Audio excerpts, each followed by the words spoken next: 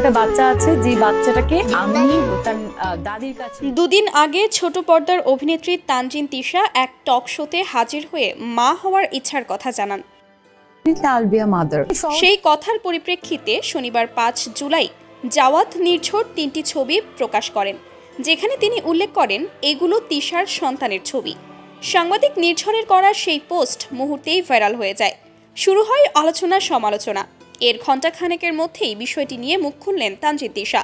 শনিবার ৫ জুলাই সন্ধ্যায় একটি ফেসবুক পোস্টের মাধ্যমে অভিনেত্রী জানান যে ছবিগুলো শেয়ার করা হয়েছে সেটি তার ভাগ্নির।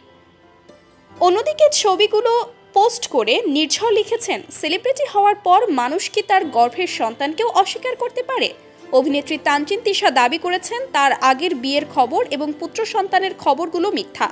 যে ছবিগুলো দেখছেন সেগুলো তিশার মিডিয়ায় আসার আগে। তার সাবেক স্বামী এখন দুবাইতে বসবাস করেন। সেই ঘরে তিশার একটি পুত্র সন্তান হয়েছিল। সেই পুত্রের সঙ্গেই ছবিগুলো। তিশার সেই পুত্র সন্তানটি এখন ঢাকায় তার দাদির সঙ্গে থাকে। টকশোতে মিথ্যা কথা বলেছেন। বছরখানেক আগে তানজিন তিশাকে নিয়ে স্টোরি করতে গিয়ে আমরা তার পুত্র সন্তান এবং সাবেক স্বামীকে খুঁজে বের করেছিলাম। তিশা, আপনি প্রমাণ করেন এই বাচ্চা আপনার ছিল না।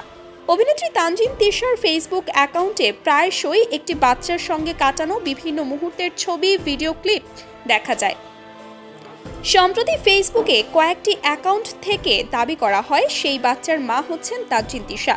মূলত শুক্রবার ৪ জুন রাতে মার্কিন মুলুকে অভিনেতা জায়েদ খানের টকশোতে হাজির হন তিশা, যেখানে অভিনেত্রীকে প্রশ্ন করা হয় ৫ বছর পর নিজেকে কোথায় দেখতে চাও। জবাবে তিশা বলে, I will be a mother. এর মধ্যে আমি বিয়ে করব, মা হব। শনিবার রাতে এক ফেসবুক স্ট্যাটাসে তিশা লিখেছেন, অসভ্যদের জন্য সুবর্ণ সুযোগ।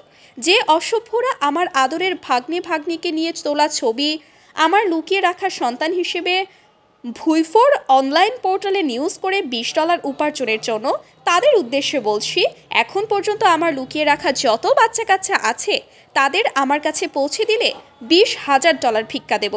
আর যদি বাচ্চা কাচ্চাগুলোকে আমার কাছে পৌঁছাতে না পারিস তো নিজ গালে নিজ উদ্যোগে জুতা মার তালে তালে। তিশার এই পোস্টে ভক্তরাও নানা মন্তব্য করেছেন।